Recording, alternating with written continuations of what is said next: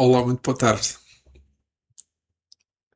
Mais uma vez estamos aqui reunidos para o estudo do Livro dos Médios, o livro de Allan Kardec. Hoje vamos estudar o episódio 3. Existem espíritos? Estamos ainda no capítulo 1, item 4, item 5 e 6. Antes de iniciar, como sempre, quero pedir ao nosso irmão maior, nosso Mestre Jesus, que nos dê paz, harmonia durante este estudo, agradecendo também ao mentor deste trabalho e aos nossos guias. Que assim seja. Então, vamos recomeçar o estudo do episódio 3 do Livro dos Médios. Existem espíritos? Item 4, 5 e 6. A existência da alma e de Deus, consequência uma da outra, constituem a base de todo o edifício. Antes de travarmos qualquer discussão espírita, importa indaguemos se o nosso interlocutor admite essa base.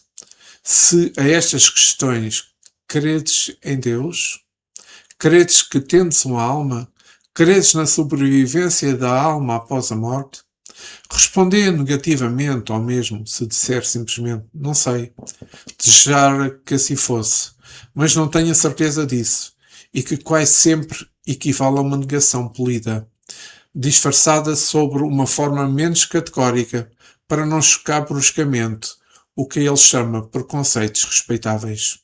Tão inútil seria ir além.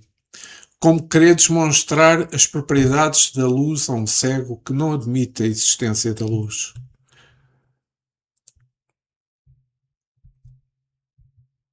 Porque, em suma, as manifestações espíritas não são mais do que efeitos das propriedades da alma. Com semelhante interlocutor, se não quiser perder tempo, tar-se-á que seguir muita diversa ordem de ideias, admitida que seja a base, não como simplesmente probabilidade, mas como coisa averiguada, incontestável dela, muito naturalmente que ocorrerá a existência dos espíritos. No ponto 5, resta agora a questão de saber se o espírito pode comunicar-se com o homem, isto é, se pode trocar ideias. Por que não?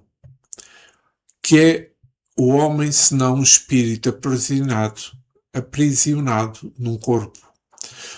Porque não há do espírito livre se comunicar com o espírito cativo, como o homem livre com o encarcerado. Desde que admitis a sobrevivência da alma, será racional, que não admiteis a sobrevivência dos afetos. Pois que as almas estão por toda a parte, não será natural acreditarmos que a doente que nos amou durante a vida se acerte de nós, deseje comunicar-se conosco.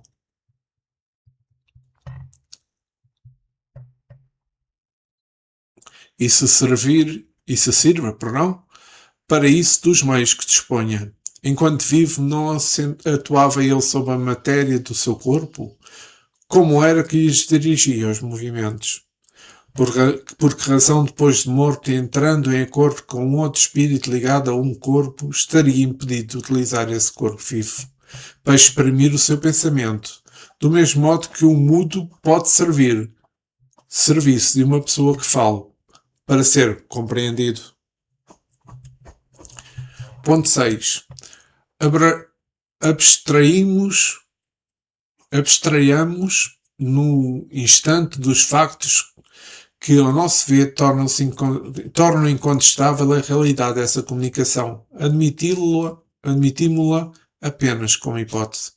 Pedimos aos incrédulos que nos provem, não por simples negativas, visto que as suas opiniões pessoais não podem constituir lei, mas expendendo razões perentórias que tal coisa não pode dar-se. Colocando-nos no terreno em que eles colocam, uma vez que entendem de apreciar os factos espíritas, com o auxílio das leis da matéria, que tirem esse arsenal qualquer demonstração matemática, física, química, mecânica, fisiológica e provem por A mais B, partindo sempre do princípio da existência, da sobrevivência da alma. Primeiro, que o ser pensante que existe em nós durante a vida não mais pense durante a morte.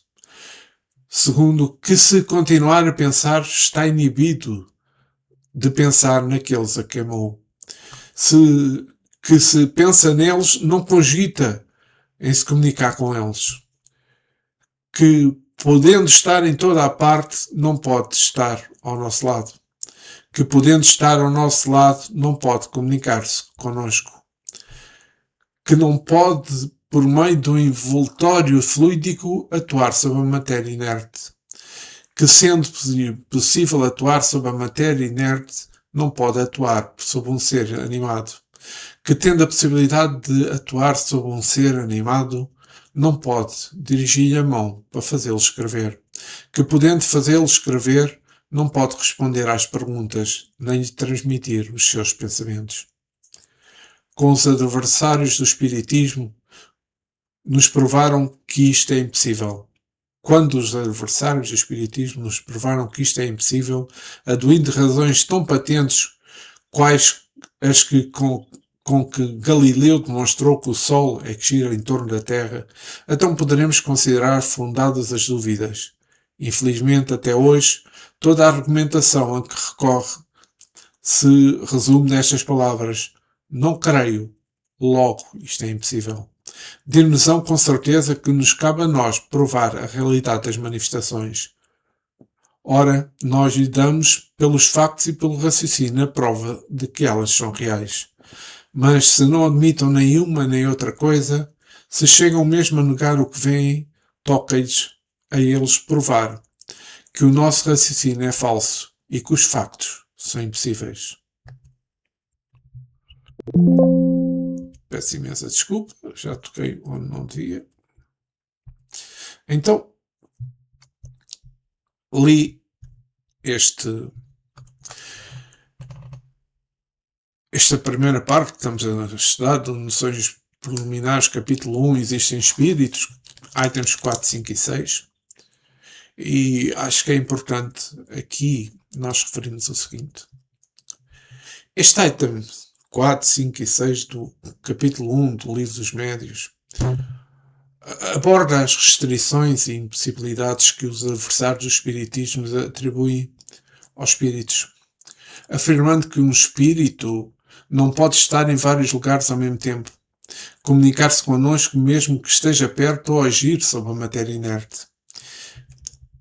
Aqui estão os átomos que eu acho que, de uma forma específica, no item 4 que lemos do livro, se pode estar em toda a parte, não pode estar ao nosso lado. No item 5, se está ao nosso lado, não pode comunicar-se connosco. E no item 6, por meio do seu corpo fluídico, não pode agir sobre a matéria inerte.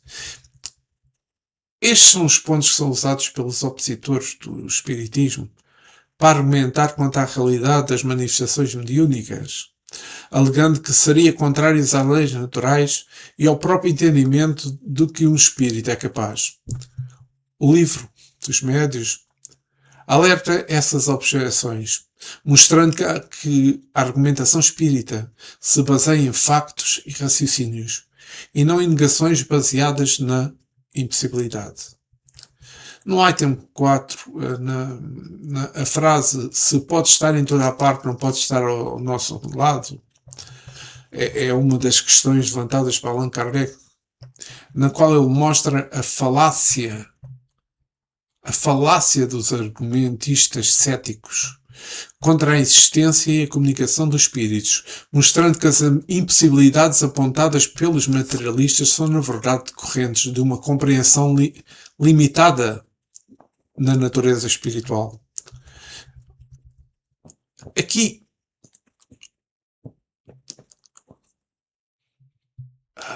No contexto da obra de Allan Kardec, essa citação faz parte da discussão que Kardec refutava as objeções materialistas à comunicação de espíritos. Os adversários do espiritismo, que são céticos, alegam que o espírito pode estar em toda a parte. Ele não teria um lugar definido como ao nosso lado, dificultando a comunicação.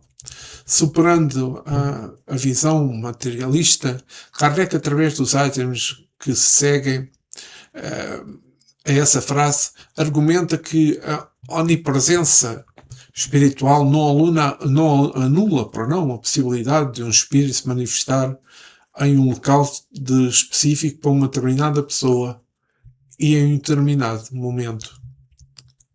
E aqui poderei falar sobre a natureza fluídica, porque a explicação reside no corpo fluídico do espírito, não é? Que permite essa dupla condição, uma presença mais ampla e ao mesmo tempo uma focalização para interagir com os seres vivos. Em resumo, a frase expressa uma incoerência percebida dos materialistas que Kardec desmancha ao longo da argumentação, mostrando que a natureza espiritual não se prende às leis do espaço e do tempo da matéria. Eu acho isto extremamente importante. E sobre o item 5, a frase "se está ao nosso lado não pode se comunicar connosco" é o quinto ponto de uma série de paradoxos apresentado no Livro dos Médiuns, que visa refutar as ideias de que os espíritos não podem interagir com o mundo físico, argumentando que a sua presença e capacidade de comunicação são inversamente proporcionais à proximidade física e mental dos encarnados. Então Kardec fala e argumenta contra os adversários. Kardec utiliza essa frase que eu falei anteriormente e as consequentes para demonstrar a inconsistência das objeções de quem acredita na comunicação com espíritos. E num paradoxo da proximidade, a ideia que se um espírito pode estar fisicamente ao nosso lado com um corpo sólido, ele não teria a capacidade de interagir ou transmitir pensamentos, pois a sua natureza espiritual o permitiria estar em toda a parte, ao mesmo tempo.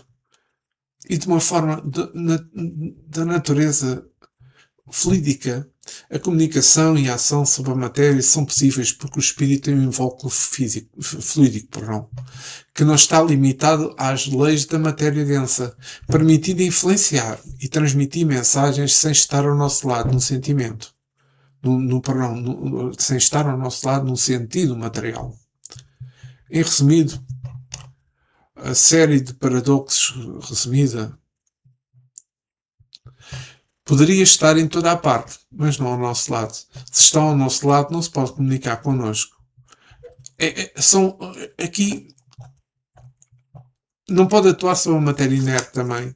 Sendo possível atuar sobre a matéria inerte, não pode estar a atuar sobre um ser animado. Ou seja, este item 5 destaca que a comunicação dos espíritos não se dá por aproximação física, mas por uma capacidade inerente à sua condição espiritual, que lhes permite atuar e comunicar sem que precisem estar ao nosso lado no sentido corpóreo. Entendem o que eu quis dizer? E vamos ao item 6. A frase "por meio do seu corpo fluídico não pode agir sobre a matéria inerte" é um item que Kardec estabelece uma limitação para os espíritos. Eles não conseguem, para a sua natureza fluídica, manipular diretamente objetos inanimados, o que refuta uma ideia equivocada de que os espíritos poderiam facilmente mover coisas ao nosso redor sem intervenção. Então, aqui, no contexto do espiritismo, no contexto da doutrina espírita, o corpo fluídico é que os espíritos possuem um corpo semimaterial, perispírito, que não é físico, como sabemos, como estamos no livro dos espíritos, mas também não é puramente espiritual. Então a ação sobre a matéria. Embora o perispírito possa se aproximar da matéria, não tem força para agir diretamente sobre ela como uma força física o faria. Como se chegarmos e nós pegamos numa pedra e mudamos de lugar. As manifestações. Para agir sobre a matéria inerte, os espíritos precisam da colaboração de um médium, que é um ser vivo, um ser encarnado, utilizando o seu próprio corpo ou a sua força vital para realizar a ação. Isto também estudamos em detalhe, e não vou detalhar muito, como é óbvio, no livro dos Espíritos. O progresso dos Espíritos. Essa limitação demonstra que o corpo físico não é uma ferramenta que pode uma ferramenta de poder ilimitado, mas sim um meio que por si só é incapaz de realizar proezas físicas. Resumindo essa afirmação de Kardec para esclarecer a natureza e as capacidades dos espíritos, indicando que eles não são onipotentes ou capazes de manipular o corpo material sem ajuda, o que é fundamental para a compreensão e manifestações mediúnicas. Então vamos refletir um pouco. Por exemplo, esta pergunta. Desde que admitis a sobrevivência da alma, será racional que não admitais a sobrevivência dos afetos? É claro que sim.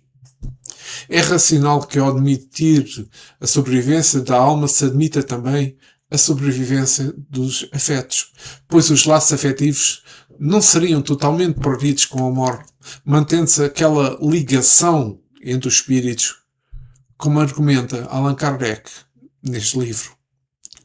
Então, se a alma ou o espírito sobrevive à morte do corpo, ela é a essência do ser e contém as qualidades que a definem, incluindo os sentimentos, os afetos cultivados, quer dizer, os afetos que tivemos, digamos, e que cultivamos, sim, durante a nossa vida. A continuidade, ou seja, a ideia de sobrevivência implica continuidade. Se os afetos são parte da entidade do espírito, eles não desapareceriam, claro, subitamente, mas persistiriam e continuariam ligados e continuam ligados às pessoas. Ou seja, a sobrevivência dos afetos é uma consequência lógica da admissão da sobrevivência da alma. Todos sabemos disso. Garantido que os laços e o amor perdurem além da vida física. Então, eu faço a seguinte pergunta. O que é do homem, se não um espírito aprisionado no corpo?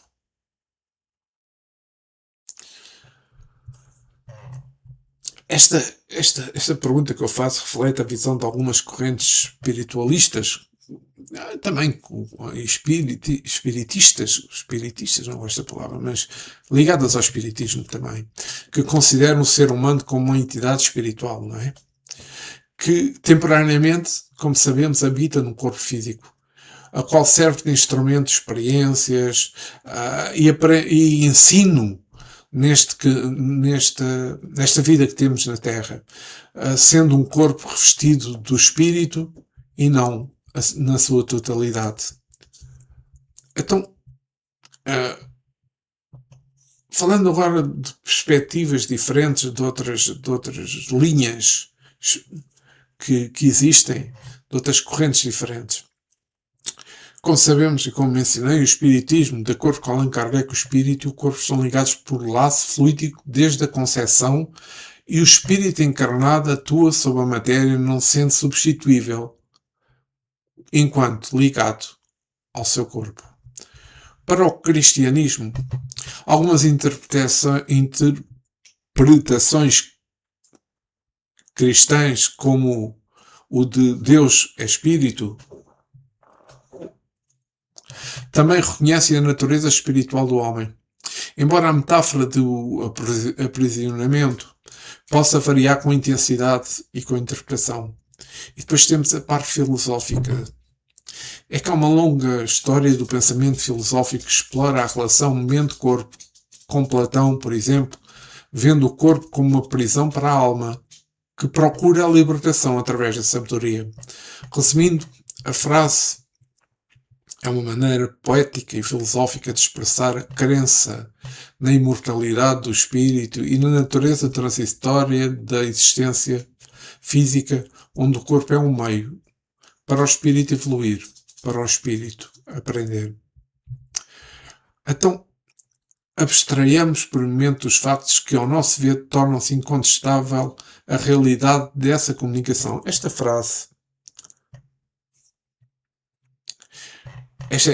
é uma frase que é da introdução também de Allan Kardec neste livro, um livro dos médios, e que Kardec pede ao leitor que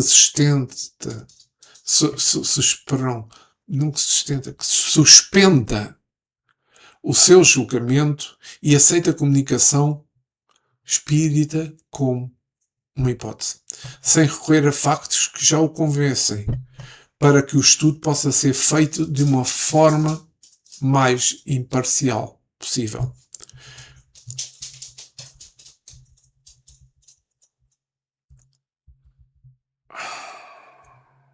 Desculpem.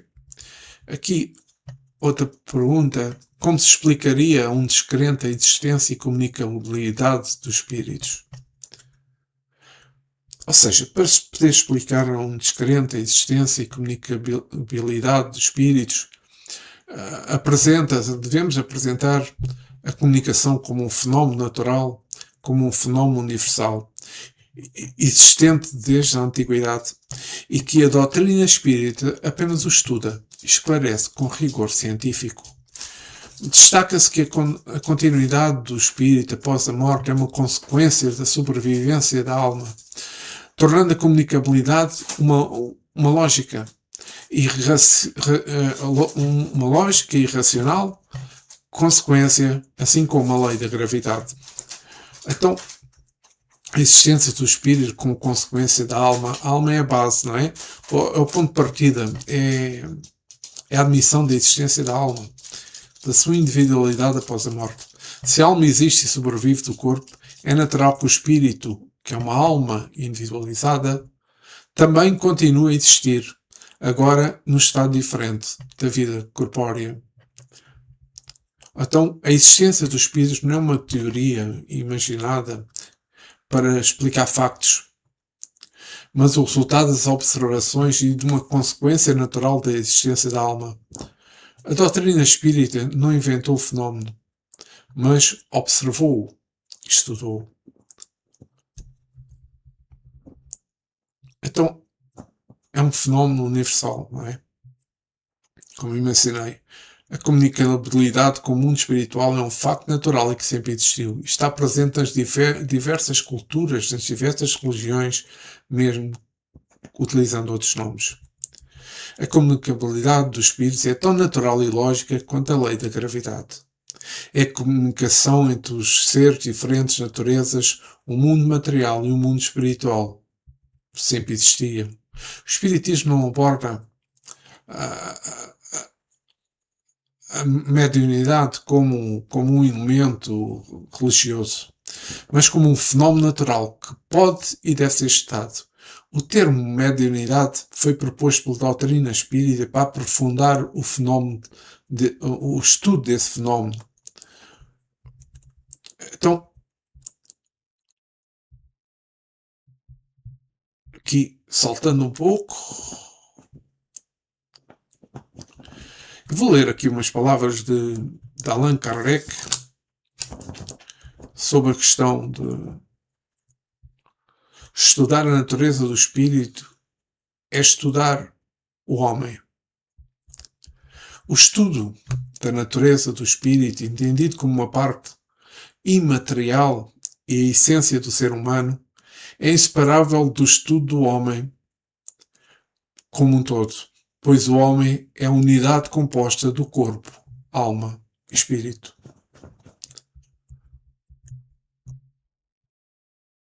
A tentativa de compreender que um desses componentes exija a análise de como eles interagem e se complementam, especialmente nos contextos religiosos e filosóficos.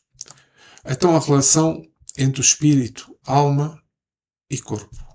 O corpo é a parte física, como sabemos, a parte física do ser humano. A alma é a parte imaterial, que inclui a mente, as emoções, a vontade. A Bíblia também utiliza o termo alma para se referir ao ser humano como um todo, pois a alma é o centro da personalidade individual.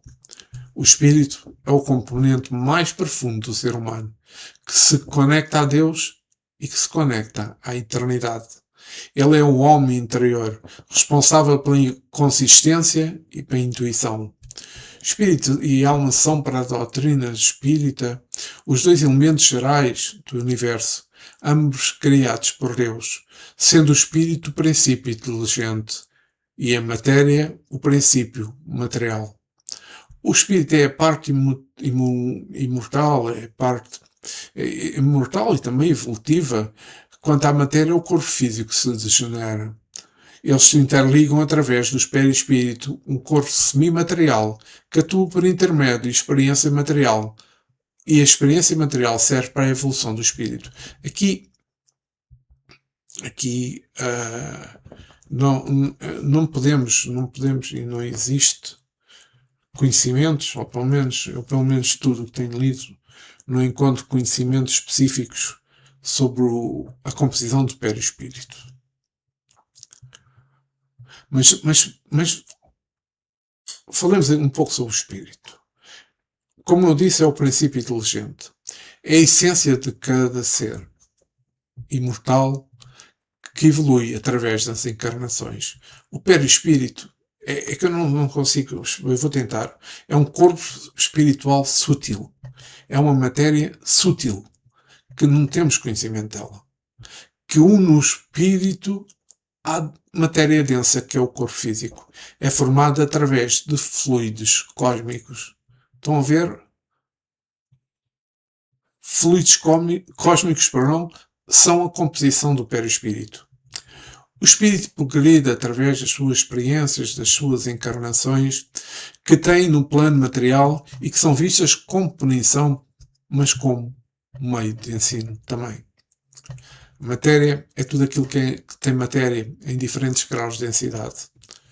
Então, o fluido cósmico universal que eu falei, que é a composição do perispírito, é matéria primitiva, de onde todas as outras matérias se originam e se transformam. A matéria corpórea é o corpo físico denso que o espírito utiliza na passagem na Terra. Então, as interações que existem entre o espírito e a matéria, a interconexão, a interação entre o que se pensa, a interação entre o que se pensa, que é o espírito, e o corpo físico, que é a matéria, é constante. Pensamentos e emoções influenciam o corpo físico. Nós, se estamos irritados, se estamos com o perispírito doente por algumas ações menos boas que tivemos, isso influencia diretamente o corpo físico. Então, para a doutrina espírita, tanto o espírito precisa da matéria para evoluir, enquanto a matéria precisa do espírito para se organizar e se transformar. Então, a interligação é uma coisa constante entre ambos. Então, outra pergunta. Qual dos argumentos referidos no texto poderemos escolher como aquele que é mais agressivo? Ou seja, como diz o... Peço desculpa.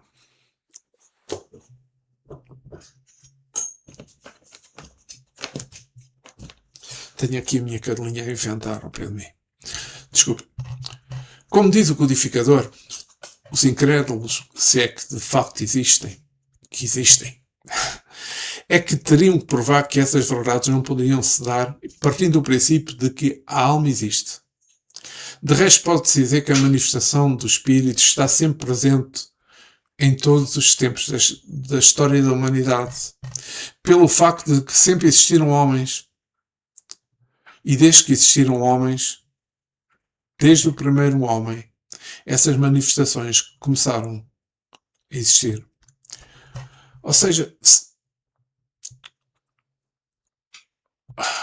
pelo facto de existirem homens que, ao partirem para o mundo espiritual, sentiam a necessidade de comunicar-se com o mundo físico e do mundo físico com o mundo espiritual, mesmo que este contacto tenha-se cercado das mais absurdas práticas, crendices, ou seja, vale a pena explicar mais, e superstições. E estas crendices têm a ver com outras filosofias que atacam o espiritismo por isso. Então, outras superstições, como eu disse, que o espiritismo, através da obra, ora em estudo, o livro dos médiuns veio racionar e cientificamente eliminar. Então, dentro do incrédulo que se nega a admitir a existência e ou a comunicabilidade dos espíritos, que atitude devemos tomar? Porquê? Eu acho que a melhor atitude que podemos tomar é o silêncio. Quando o proselitismo, porque o proselitismo nunca faz crentes. Mas sempre podemos orar por ele e dar exemplos das nossas atitudes. O proselitismo é o esforço para converter outras pessoas em determinadas religião, ideias, partido ou causa, através de instrução, persuasão e disseminação de informações. Embora a palavra tenha a mesma origem etimológica de prosélito, que na Bíblia designava um pagão convertido ao judaísmo, o termo proselitismo hoje em dia é frequentemente associado a uma conotação negativa, especialmente quando envolve práticas agressivas ou desrespeito à liberdade de escolha. Diante do incrédulo sobre a comunicabilidade dos espíritos, a atitude recomendada é também a paciência, o respeito e, sobretudo, a não existência, o silêncio. Deve-se evitar debates inflamados, ou tentativas forçadas de provar a verdade espiritual, pois o incrédulo tem direito à sua própria visão do mundo e é ele quem deve, eventualmente, procurar as suas próprias provas para a crença. Então, porquê esta atitude? É que a crença é um ato individual. E forçar a aceitação de ideias espirituais pode ser visto como uma agressão à liberdade de consciência de outra pessoa.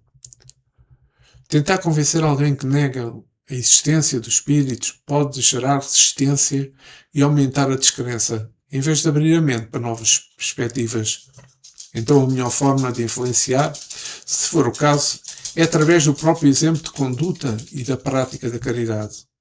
Se a pessoa não tem interesse em investigar, ou se nega a admitir a realidade de uma verdade que é apresentada, a responsabilidade de procurar as próprias provas recai sobre ela mesma. Como um dia os próprios incrédulos tiveram que provar a existência dos espíritos para o codificador. Diante do incrédulo sobre a comunicabilidade dos espíritos, a atitude deve ser de respeito e de paciência, evitando o proselitismo, que é a imposição e também a imposição das crenças, pois é a fé, a aceitação da existência dos espíritos sob a questão do foro íntimo que não devem ser forçadas. É importante lembrar que ninguém é obrigado a acreditar no que não se mostra conveniente para si, e que o respeito às crenças alheias é fundamental nas relações humanas, mesmo quando há desacordo. A crença na comunicabilidade dos espíritos, assim como qualquer crença espiritual, é uma questão, do foro íntimo que não pode ser imposta. Forçar alguém a acreditar pode gerar resistência ou até mesmo aversão, em vez de despertar a reflexão. Cada indivíduo tem direito à sua própria consciência, como sabemos, e às suas próprias convicções. O respeito à liberdade de pensamento e de crença é um princípio ético fundamental. Então, como eu disse anteriormente, a atitude de respeito. A paciência está alinhada com os princípios da caridade e da compreensão que devem guiar as relações entre as pessoas, independente das suas crenças. Tentar provar ou a existência ou a comunicabilidade dos espíritos para quem já se nega a ideia é, na maioria das vezes, uma atitude completamente inútil, que pode mesmo consolidar a descrença, como falei. Então, segundo o codificador Allan Kardec, codificador da obra espírita, cabe ao incrédulo, se é ele que pode provar algo que a sua descrença é mais forte que a convicção de outros na realidade dos factos. E com isto, meus amigos, chegamos ao fim deste episódio 3. Episódio 3 do estudo do Livro dos Médiuns, o livro de Allan Kardec, o livro sobre a mediunidade. Hoje continuamos o capítulo 1, estudámos o item 4, 5 e 6. Para a semana voltarei para o episódio 3. Mas antes, quero agradecer ao nosso Mestre Jesus, aos nossos amigos espirituais, ao mentor deste trabalho, pela paz, pelo discernimento que tivemos neste estudo.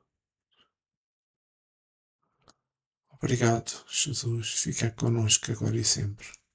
E que assim seja. Que assim seja. Obrigado. Uma boa semana para todos. Muita paz, muito amor. E não se esqueçam, para um descrente, devemos utilizar humor, caridade, mas não devemos impor. Não devemos impor ideias que não querem. E mais tarde, durante este estudo de livros médios, vamos compreender bem porquê. Até para a semana, se Deus quiser.